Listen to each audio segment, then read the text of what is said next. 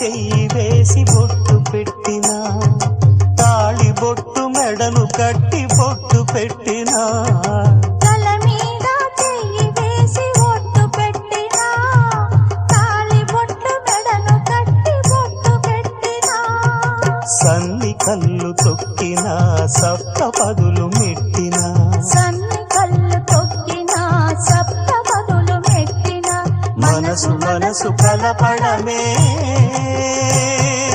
మంత్రం పరమార్థం. శ్రీరస్తు శుభమస్తు, శ్రీరస్తు శుభమస్తు.